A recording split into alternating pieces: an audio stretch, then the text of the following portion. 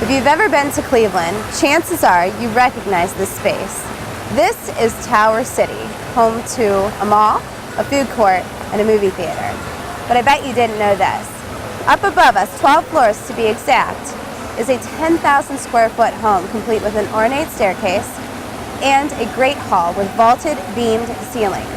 Its original name was the Van Sweringer Suite, named for the two brothers who developed Terminal Tower in the late 1920s. Today it's named the Greenbrier Suite, and it retains many of its original architectural features.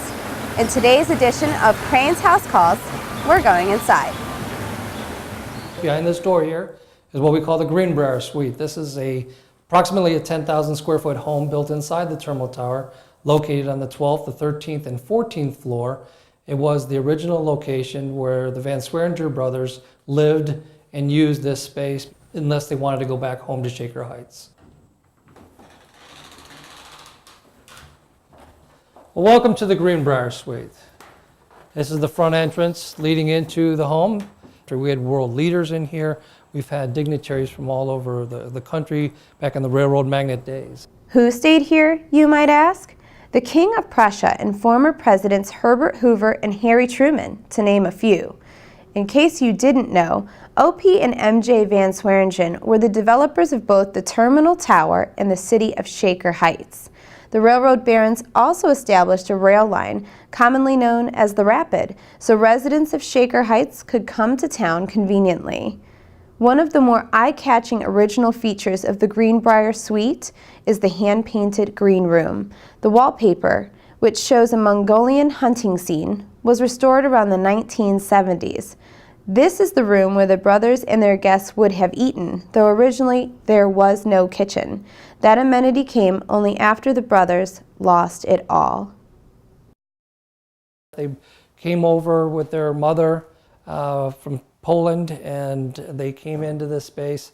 They amassed a huge fortune in the late 30s, and then they made some bad business deals that really affected their lives. They had to sell all of their assets, and they had to sell their assets as what it was reported back then as the biggest sale in history, because they sold millions of dollars worth of assets for pennies on the dollar. The reason that this looks like a rail car is because when the Chessie Railroad System bought the building and they modeled this kitchen and they utilized this space for dignitaries also when they brought people in, and they wanted to have food service for their guests.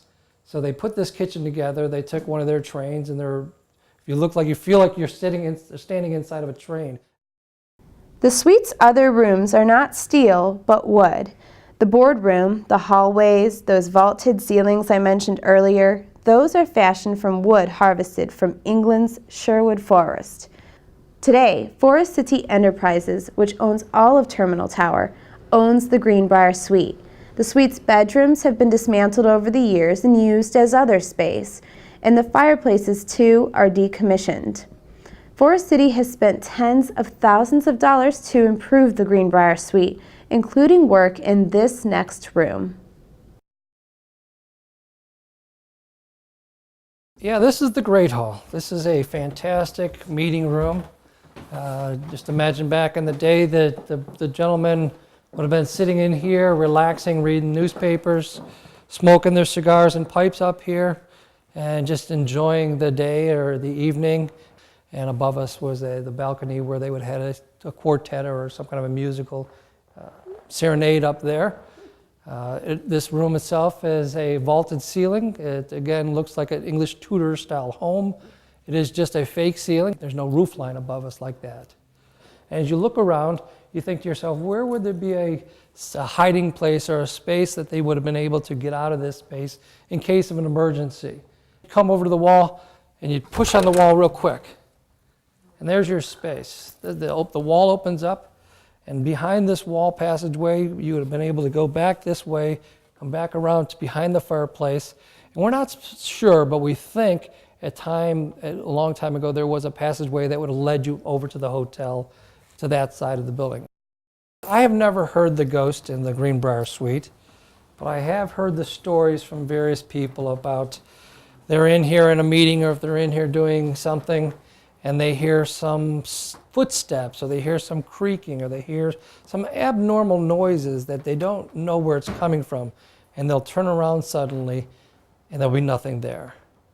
Scott Wright says he's heard the unexplainable. A volunteer for the Division of Wildlife, Mr. Wright spends the most time in the Greenbrier Suite today, snapping photos of the falcons that nest on a window ledge outside. I've been here all by myself in this space, and I actually heard something or someone descending the steps. You can actually hear the steps creak, and of course there's nobody there.